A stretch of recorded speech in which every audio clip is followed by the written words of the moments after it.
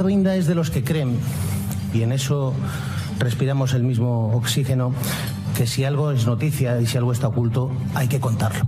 En el año 2017, el periódico OK Diario, que dirige don Eduardo Inda, y la televisión La Sexta, que dirige don Antonio García Ferreras, inician una ofensiva contra el rey emérito y su vida personal, con filtraciones que son atribuidas al comisario Villarejo. La versión del comisario es que él provocaba estas filtraciones para provocar una regeneración del sistema y corregir las cosas que la monarquía estaba haciendo mal. He sido un tocapelota, lo reconozco, porque he tratado de por lo menos desde dentro humildemente intentar ciertas sinergias para provocar una catarsis en el sistema. Según los enemigos del comisario Villarejo, era una forma de chantajear al Estado para intentar que presionara para que evitara los frentes judiciales que ya tenía abiertos. Hay que recordar que el comisario se había jubilado y que su principal protector político, el ministro señor Fernández Díaz, había cesado como ministro en noviembre del año 2016. Y ya existían investigaciones contra él, además del informe de la Operación Emperador, la pieza del apuñalamiento de la doctora Pinto y la pieza del caso Nicolai. Es en ese momento, enero del año 2017, cuando el digital OK Diario recupera el caso de las amantes del rey, la señora Bárbara Rey y la señora Marta Gallá. De ambas se había publicado en 1992 y 1997 respectivamente, pero en aquella época todavía existía el tabú contra el jefe del Estado en ejercicio y se jugaba más a insinuar que a decir. Ahora OK Diario lo dice claramente y todo lo que publica OK Diario es inmediatamente reproducido por La Sexta. A continuación, Manuel Cerdán responde a una de las grandes preguntas de este caso. ¿Qué tipo de material comprometido puede tener Bárbara Rey? Bárbara Rey tenía material de diferente contenido, por lo que hemos sabido y por lo que ella misma ha reconocido, porque ella presentó una denuncia en una comisaría entonces, en la que reconoce que ha grabado. Luego, si ella ha grabado y los servicios secretos están interesados en recuperar ese material, es porque ella lo conserva. Puede que haya muchas copias de los vídeos comprometidos de don Juan Carlos y Bárbara Rey. El punto más fuerte es que en el año 95 se había informado de que el CNI había grabado al rey hablando de sus amantes, pero no se había difundido el audio, porque por aquella época los medios de comunicación no difundían audios al no haber internet. Pero en ese momento OK Diario sí difunde un audio donde se escucha al rey hablando de su relación con la señora Marta Gallá. Audio que es reproducido por todos los programas informativos de La Sexta. La Sexta Noticias, Al Rojo Vivo, Más Vale Tarde, La Sexta Noche y hasta El Intermedio. Y en todos ellos aparecen representantes de OK Diario para hablar de eso. Hoy OK Diario desvela que el rey Juan Carlos también fue espiado por el CSID. En esta conversación telefónica de 1990 habla de unas fotos suyas con una empresaria mallorquina que acababan de ser publicadas. Bueno, que soy hombre público, pero yo sé muy bien lo que tengo que hacer. Está el rum rum con ciertas fotos y ciertos artículos. Y ahora volver a bajar el diapasón. Yo, ni tú, a lo mejor ni Marta, ni nadie. Se refiere a esta mujer, Marta Gallá. A Marta Gallá, que fue su amante, su compañera sentimental durante 30 años, desde los años 80 hasta principios de los 2000. Eduardo, estoy viendo que tenéis los documentos, ¿no?, que acreditan ese movimiento. Sigamos escuchando la conversación del rey Juan Carlos de 1990. En otro fragmento, el monarca incide que ni él ni la sociedad española están acostumbrados a que se informe sobre sus actividades. Es que no estamos acostumbrados. Vamos, ni yo, ni tú, a lo mejor ni Marta, ni nadie. La verdad que, vamos, nunca he sido tan feliz. El rey nunca había sido tan feliz. En primer lugar, quiero que me pongas en contexto esta grabación. ¿Dónde fue llevada a cabo? Bueno, esta grabación se produce en Madrid, ¿sí?, cuando circulaba don Juan Carlos con su Mercedes blindado rumbo a la sierra. ¿Qué objeto puede tener el que fuera sometido a tanta vigilancia y se grabaran sus conversaciones? ¿Cuál podría ser el motivo? Pues mi impresión es que se quería vigilar su vida íntima, ¿no?, su vida más íntima, su vida privada.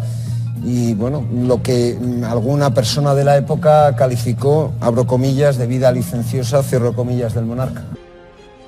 Periodistas adultos e importantes escucharon el sábado en La Sexta Noche a un periodista que dice serlo por las averiguaciones que dice que hace.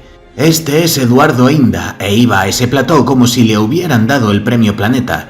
Lo que llevaba era, por decirlo así, una novela histórica, concretamente de 1990, grabaciones obtenidas por desaprensivos del CSID, ahora CNI, mientras el rey don Juan Carlos hablaba por el teléfono de su coche acerca de My Girl, que es como se refería seguramente a su amante, a la que Inda puso nombre.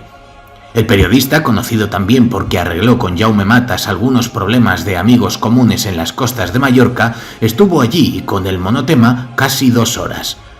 Inda dejó caer la insinuación. El gobierno de entonces, de Felipe González, utilizó ese material arteramente grabado para chantajear al rey. Por supuesto, ni el periodista antedicho ni nadie puede corroborar esa insinuación que tiene de base verdadera lo que ahora se llama posverdad.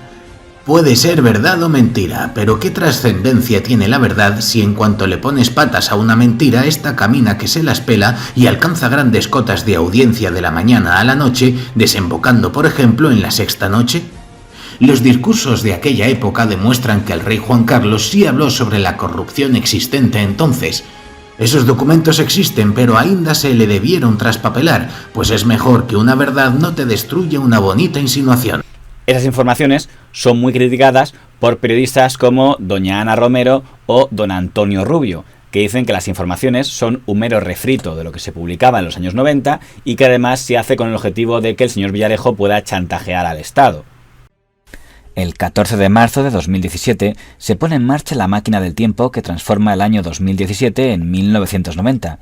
Se hace a través de uno de los periodistas infiltrados de Villarejo, Eduardo Inda, que en su digital OK Diario publica un audio de octubre de 1990 en que Juan Carlos I informa a su amigo sobre su relación con Marta Gallá. Da igual que la grabación tenga 27 años. Es de vital importancia para la supervivencia del medio millar de digitales en España la lucha por el clic y la publicidad en detrimento de la información.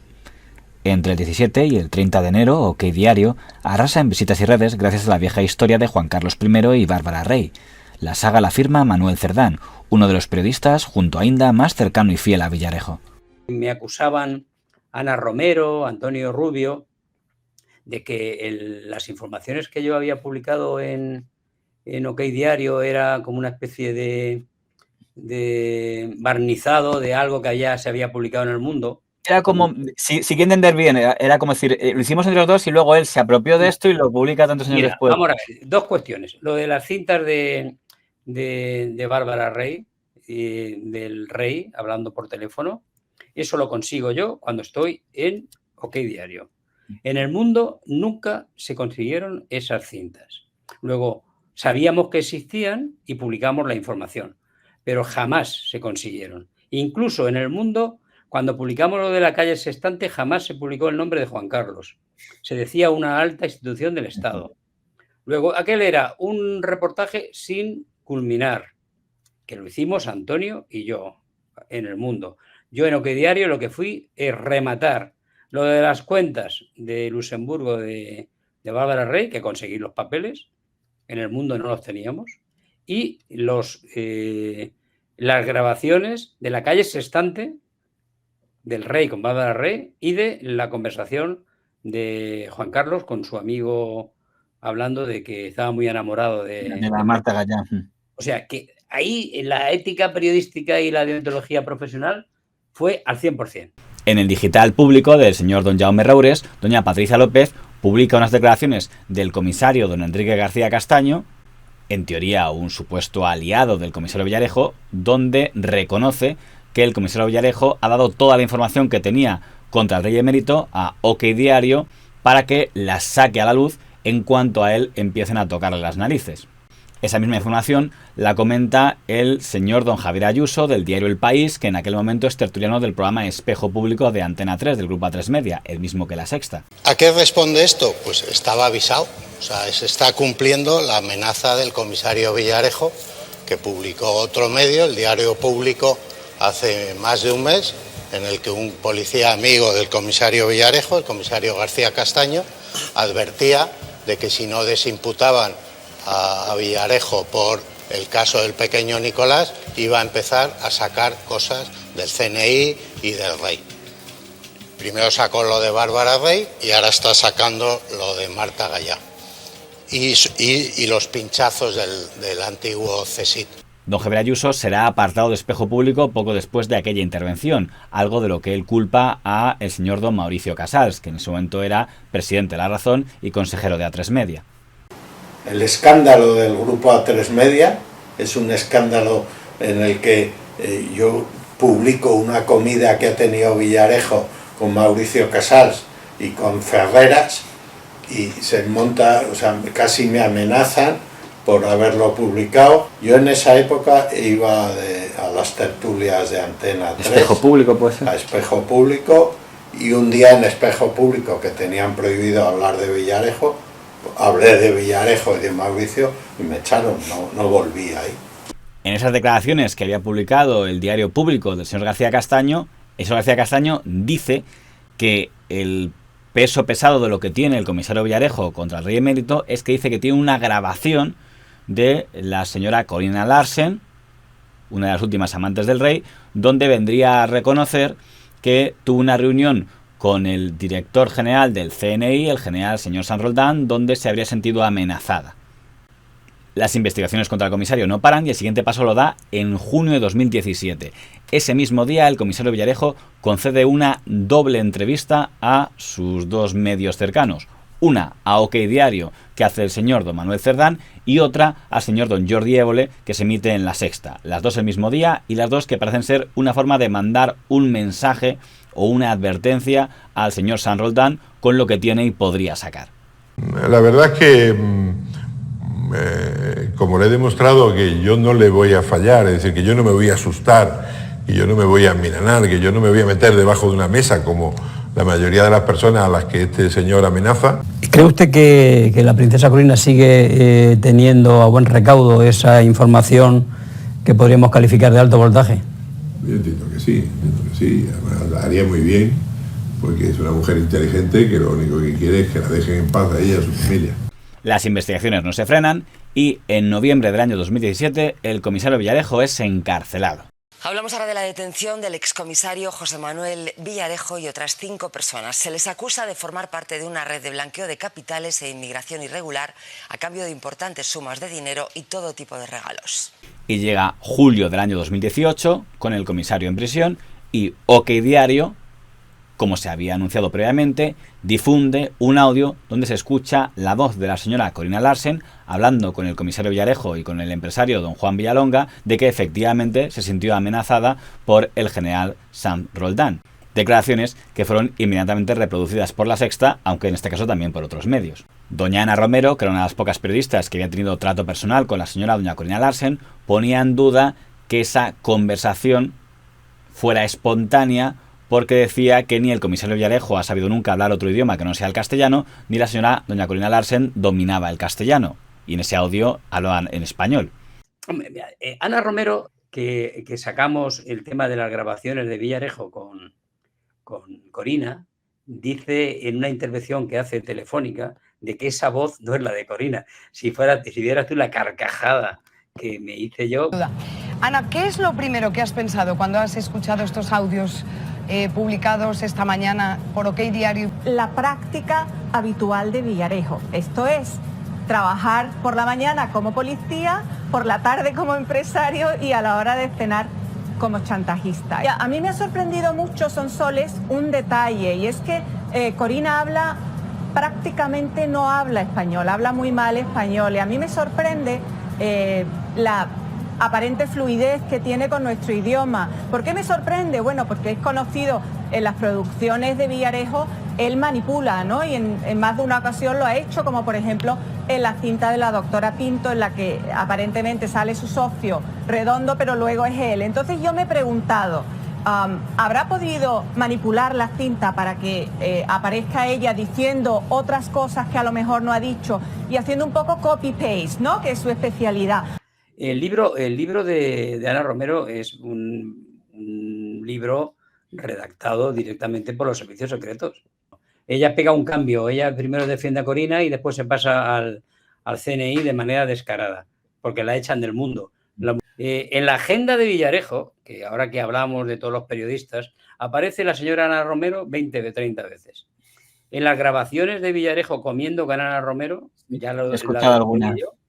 En la agenda de Villarejo aparecen todos, hasta Ayuso. Sí, dígame. Soy Villarejo, me alegro mucho verte. ¡Hombre, el comisario! ¡Superboss! ¿Qué tal? ¡Qué sorpresa! Es que el calvo no me había dado... no me había dado el... ¿Cómo era el canuto? ¿No te dio el canuto? No me había dado el canuto. En nevera, será malvado. En nevera, hombre, hace bien, ahí uno tiene que ser discreto. O Villarejo, no tiene nada que ver, le digo porque usted creo que alguna insinuación hizo al respecto. No, insinuación no, yo sé que las cloacas, y la prueba es todo lo pero que salió no tiene nada que ver, Rey, perdón. ¿Usted me cree a mí? Depende. Esas cintas no provienen de lo que usted denomina las cloacas. No es que yo denomino, no, es que son las cloacas. No yo lo que mi argumento es que ante el juicio que ya está al caer del pequeño Nicolás y el juicio de la dermatóloga, que implica a Villarejo y a López Madrid, las cloacas se han puesto a atizarle a Juan Carlos para que se entere Felipe. ¿Cómo que no tiene nada que ver?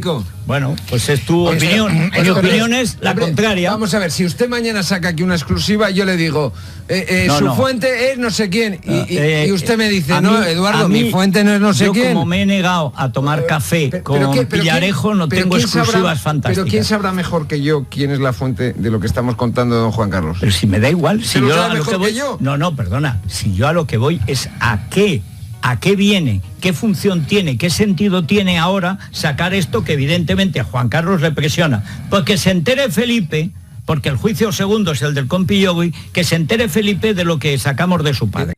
El año que marcó un antes y un después en todos los casos que le han afectado a usted y en cierto modo también en su conocimiento de la opinión pública fue el año 2017, que va a acabar con su detención creo que en noviembre, pero en enero... En enero es cuando estalla, empieza a publicar OK Diario una serie de informaciones sobre el rey emérito, sobre examantes del rey emérito. Publica el tema de Bárbara Rey y luego publica unos audios donde se oye al rey hablando de cuando era amante suya la señora Marta Gallá y diciendo que feliz es, tal. Eran cosas que han salido en clave como de rumorología en los 90, pero que nunca habían salido de manera tan clara como escuchar un audio del propio rey emérito diciendo que lo feliz que estaba con la señora Marta Gallá. Y en ese momento se le señala directamente a usted como el que está siendo responsable de esa filtración como modo de presión contra el Estado.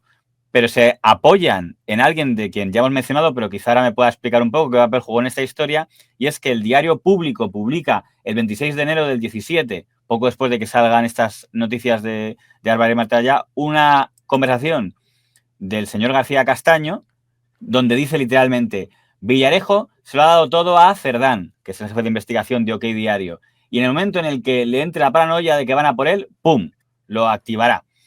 Con lo cual, claro, aparece un instrumento para decir, pues todo esto es que como vienen imputaciones contra él o por el tema de la operación Mercurio, Emperador, o por el tema de la doctora Pinto, pues su forma de presionar es filtrando cosas contra el emérito. Esta es la versión que vendieron entonces El País, Público. Yo entiendo que haya necesidad de, digamos, de publicar ese tipo de teoría. Como ya comenté antes, el tema emperador no me afecta en absoluto porque no tengo nada que ver, salvo que denuncio la actuación, digamos, perversa y torticera de un fiscal, Grinda en este caso, por parte del CNI, para abrir una pieza separada en un sumario que ya estaba abierto en contra del criterio del instructor, que era el señor Andreu. Hasta tal extremo de que el señor Andreu le presiona y tiene que, digamos, apartarse de la causa porque habló de una amistad manifiesta con el señor Salamanca. Yo empecé, digamos, a protestar por ese uso, y entonces es cuando sacaron de que, vuelvo a repetir, de mi hijo, que tenía una empresa digamos, de humidificadores que estaba hablando con un chino para ir a China a comprar la fábrica, comprar directamente la fábrica, dijeron, uy, tiene relación. O sea, nunca me preocupó porque era imposible, bueno, o sea, lo que hicieran un montaje como lo han hecho en otras ocasiones. Luego, lo de la doctora Pinto quedó y ha quedado acreditado que era todo falso, que era todo un invento de esta señora por los líos que tenía con el señor López Madrid, que a mí no me afectaba, y que yo inmediatamente que vi que estaban recibiendo amenazas tanto el propio rey actual como la reina Leticia, como todo el entorno, digamos, del señor López Madrid, lo puse en conocimiento del secretario de Estado y del ministro, y se encargaron ellos de descubrir y de indagar de que era esta señora la que hacía esa amenaza. Por lo tanto, yo no me tenía que preocupar de nada. Yo no me tenía que haber preocupado jamás, nunca de nada, porque desde que volví en el 93, yo actué de acuerdo con los gobiernos de turno. 10 ministros del Interior conocían que yo era un agente de inteligencia. Y le digo más, si me condenan 300.000 veces, seguiré siendo inocente, porque todo se activa a partir de que yo emito una serie de notas de inteligencia donde digo que parte del dinero de los secuestros se pierde en el camino y donde digo que determinadas personas que atacan a la unidad nacional, como los Puyol, se protegen a la sombra del rey emérito manteniendo las mismas cuentas, los mismos bancos y los mismos testaferros. Y ese tipo de cosas es lo que alteran, digamos, al señor San Roldán y decide preparar un montaje con una información absolutamente falsa, como que yo me aprovechaba de mi condición de policía para tener empresa y tal, cuando esas empresas las traje yo, cuando pedí licencia y cuando volví. Y porque jamás actué como policía cuando volví. Por lo tanto, yo no tenía que preocuparme de nada. Yo ya estaba además jubilado. Y respecto al tema de Bárbara Rey, yo no tengo nada que ver con esas noticias que aparecen, más bien van de la mano de lo que ya en los años 90 era una información que el señor Perote manejaba y tenía. Pero ¿por qué cree usted que García Castaño hace esas declaraciones en ese momento que no creo que le vinieran muy bien a usted esas declaraciones? Pues mire, el señor García Castaño le habían dicho que tenía que, digamos, entablar amistad con una tal Patricia López, que entonces estaba en público. Y por lo que luego me dijo después, cuando yo le pedí explicaciones de esa chorada, me dijo que estaban los dos borrachos como piojo y que él pues le dijo una serie de tonterías y la otra aprovechaba para grabarle, y de pronto cuando ya dejó de interesarle como fuente, pues publicó las grabaciones que le decía, las conversaciones que mantenía con la fuente. Insisto, él lo único que hablaba era de oídas, porque no tenía ni zorra de idea. Hacía ya mucho tiempo que yo, al estar jubilado, ya no tenía relaciones con el señor García Castaño. Y prueba de ello... ¿Quién era? ¿Él era socio suyo en Cenit o en el absoluto, Porque él estaba imputado, aunque el ictus le ha impedido ser juzgado, en tanto... ¿Cuál era su relación con él? Bueno, porque una persona responsable, digamos, de la UCAO, que es la unidad, digamos, los fontaneros, los que hacen los trabajos, pinchar teléfonos, hacer intervenciones, trabajar en temas de terrorismo, entrando en los pisos para colocar las cámaras, etcétera, etcétera. Y por lo tanto, en mis actividades yo tenía buenas relaciones con él. Entonces, a él le acusan de que las fotocopias del listado de teléfono que aparecen en mis archivos, que me lo había facilitado gente de su equipo. Y por eso él está acusado. Pero fíjese lo que le digo. Nadie nunca comprobó si el listado de llamadas telefónicas coincide con los originales. Las compañías telefónicas siempre negaron eso y los funcionarios dependientes del señor García Castaño fueron absueltos. Ahí me condenaron a revelación de secreto, pero en teoría el funcionario que en teoría lo facilitó a mi grupo empresarial lo absolvieron porque no había pruebas de demostrar. Sin embargo, a mí me condenaron. ¿Por qué? Porque yo era Villarejo y yo no podía, después de casi 4 años y después de que San Roldán y todo el mundo me había preparado una campaña diciendo que era un tipo muy peligroso. ¿Sabes por qué era peligroso? Porque estaba grabado todo el país durante los últimos 40 años. Y los audios, que apenas han salido el 20%, es lo que tienen, digamos, asustados a todo el mundo. Yo no tengo la culpa. Yo no lo digo. Hay un punto de lo que concuerda con la versión de la teoría del chantaje, es que en ese audio que sale en enero, dice García Castaño, lo siguiente va a ser, en enero del 17, una conversación de Corina y Villalonga. Y claro, eso lo dice ya en enero del 17. Claro, llegamos a julio del 18, que usted está en prisión, y aparece, tal como había dicho él, en ese audio García Castaño, un audio efectivamente de usted con la señora Corina y el señor Villalonga hablando de la famosa denuncia de que le ha amenazado el señor San Roldán. Claro, está informado ya un año antes de lo iba a pasar. Vamos a ver, este señor que nunca oyó esa conversación, sí supo de ella, porque él tenía unas excelentísimas relaciones, tanto con el Ministerio del Interior como con el CNI. Y tanto unos como otros sabían de la existencia de esas conversaciones, porque yo después de cada viaje o después de cada contacto que yo tenía con la señora Arce, yo hacía un informe, aparte de que obviamente ellos se quedaban con las grabaciones de las conversaciones que yo mantenía.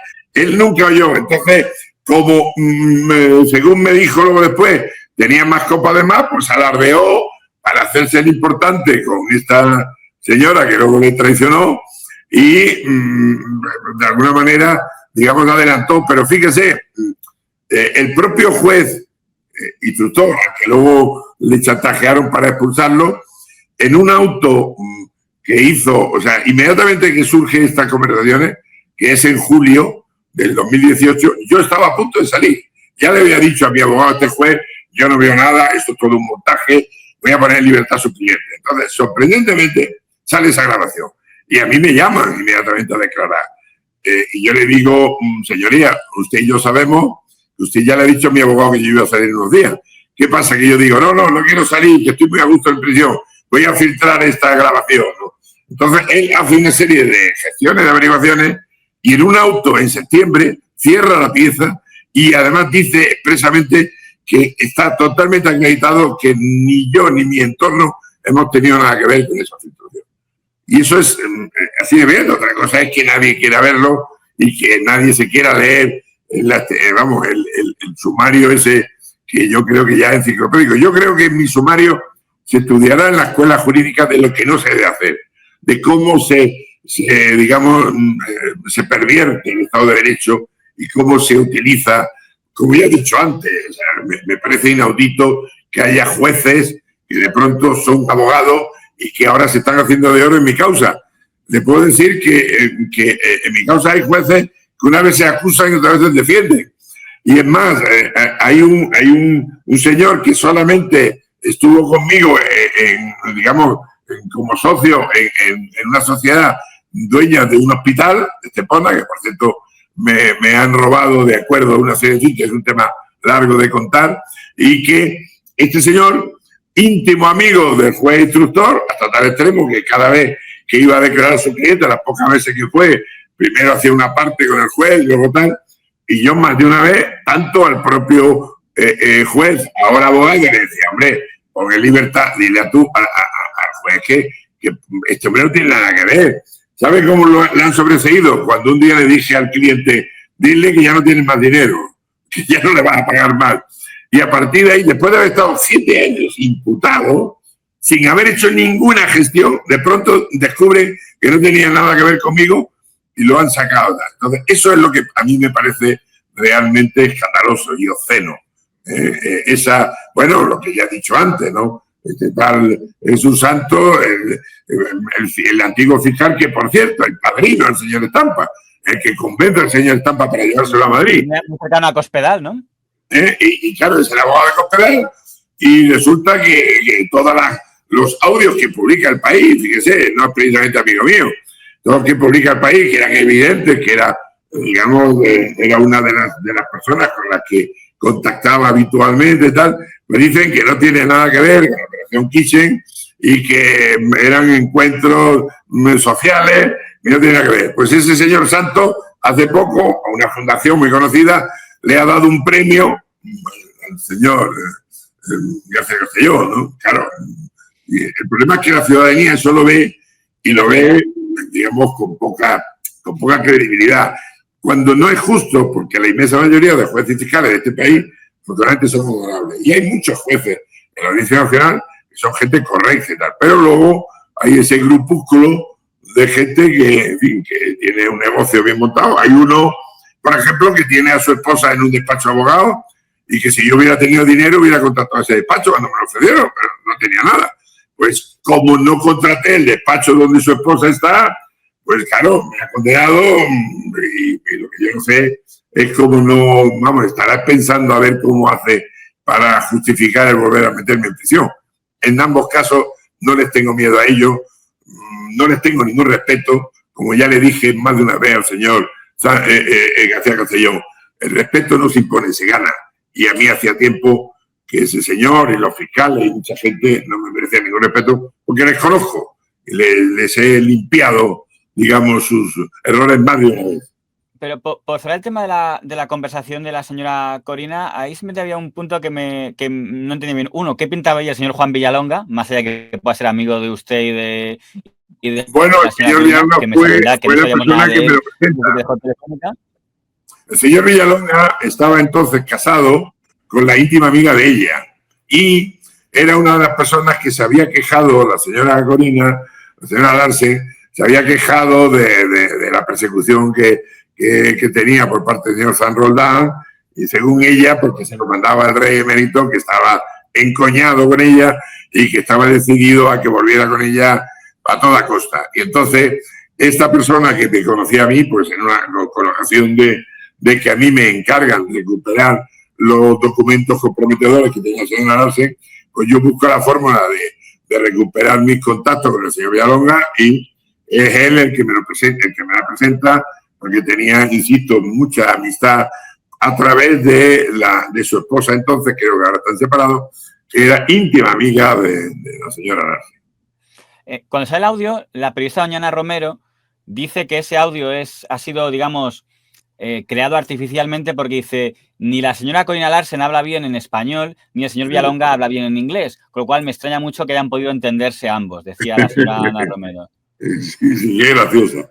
La señora Ana Romero, desde que me la trajo Pedro J, porque decía que era una persona, yo supe siempre que esta señora trabajaba con el CNI y que era, al igual que Javier Ayuso, pues una antena más que trabajaba. Fíjese, ella estuvo, pues si nadie lo sabe, ella estuvo casada con un diplomático inglés que era de verdad del MI5 o del MI6, no recuerdo. Y un día que estaba en una conversación con cierta intensidad con mi amigo Alfonso Rojo, pues el señor llegó antes de tiempo a su casa y a partir de ahí se separó de esta señora, ¿no? Yo mantuve muchas charlas con ella me pidió que intercediera porque había hablado antes que yo con la señora Larsen y la señora Larsen, la primera vez que yo hablé con ella, me dijo que sabía que era una agente del CNI que la habían mandado y por lo tanto no se fiaba de ella. Prueba de ello es que le dio datos muy interesantes y sin embargo escribió un libro muy laudatorio con el señor San Roldán diciendo tal y en donde dedicó unas páginas a mí hablando de que yo era un tipo problemático que podía estar. Después de que me invitaba a comer, me llamaba con mucha frecuencia y... Es que usted tiene como infiltrados en el periodismo, que usted les pasa cosas, pero no para que las publiquen, para que las guarden, para que cuando usted diga, ahora, en ese momento las publiquen, pues por algún tipo de intereses. Bueno, lo cual eso obviamente es una opinión, una teoría gratuita, porque se trata de descalificar. Siempre que alguien, digamos, da una información contraria al discurso oficial, al relato oficial, hay que descalificarlo. En mi caso, ya habrá oído hablar, siempre cacarean, no, pero no tiene pruebas y tal. Y luego utilizan mis audios, mis archivos, mis notas de los diarios, como pruebas de todo. Y yo lo único que hago cuando hablo es ratificar esos contenidos. Por lo tanto, es una gran contradicción, porque algo tienen que decir para justificar y para decir que yo soy una persona, que no se debe uno fiar de lo que diga, ¿no? Yo entiendo que ese sea el discurso. Lo triste es que ningún periodista serio se haya atrevido a verificar y a comprobar en qué he mentido, en qué he falseado o qué dato no se ha contrastado al final con la realidad. Todo lo que vaticiné se ha cumplido. Vaticiné, fíjate, en el 2017 lo de la moción de censura y tal, vaticiné en el 2015 lo de los atentados de la Rambla, vaticiné en el 2014, la deriva que iba a hacer el actual presidente de gobierno, y así, ¿por qué? Porque como analista de información, en base a la información que recopilaba, me ha gustado adelantarme como actuación preventiva. Lo que pasa es que no la han valorado en ocasiones muchas veces. Usted ha dicho que la información que publicó el señor Tono Calleja, que por cierto, a mí algún periodista me ha asegurado que el señor Tono Calleja era el periodista más próximo al señor García Castaño, no sé si es verdad o no, pero él publicó algo de Abdul Rahman El Asir, de que era que usted había ayudado al comerciante de armas, como llamaba él, amigo del rey emérito, y usted dijo, aunque yo no lo he podido verificar, que la noticia que él publicó sobre este tema la tuvo que modificar sobre la marcha. Sí, es muy gracioso. Mire, en los diarios que él compró, él que convenció, fue una mala operación, porque el periódico español, creo que es donde él trabaja, se gastó una cantidad importante en obtener diarios que a los pocos días lo tenía todo el mundo. Pero bueno, pues escudriñando los diarios, que era como villarejólogo lo único que podía, vio una anotación mía que decía que yo me entrevistaba con el juez que del juzgado, creo que era 52, que tenía una causa contra el Asir y tal, y que yo digamos, estaba intentando actuar para que, digamos, terminara esa causa contra el señor Asir. Y es cierto eso, o sea, eso fue así. Cuando descubrió que el señor El Asir salió en una foto con el rey emérito, con el tema de nadar, con ocasión de un torneo de nadar allí en Abu Dhabi, cambió, ya no era un traficante, ya Villarejo ya no había ayudado a un traficante de armas, ya era a un comerciante de armas con el que yo había hablado. Y cuando yo, efectivamente, yo no me acordaba, fíjese, fue uno de los miembros del tribunal que me juzgó, que por cierto, un hombre correcto, en el que no tuve más remedio que recusarlo a raíz de esas noticias. Pues cuando yo dije que era cierto, que yo me había visto con este señor y que él sabía, por tanto, mi condición de agente de inteligencia, cuando fui a verlo en nombre de la seguridad del Estado para intentar apartar al señor El Asir de la causa penal, porque además él había amenazado con sacar, si no, la información que había sobre el tráfico de armas que él tenía a medias con el rey emérito. Entonces salieron una serie de noticias del señor Torrecaya diciendo: el juez lo ha denegado, ha dicho que es mentira, que jamás se reunió con Villarejo, el abogado de la SIR ha dicho que jamás ha intervenido en tal y igual. Entonces, a los pocos días, alguien, a este sujeto, le dio la grabación de la conversación que mantuve con el juez.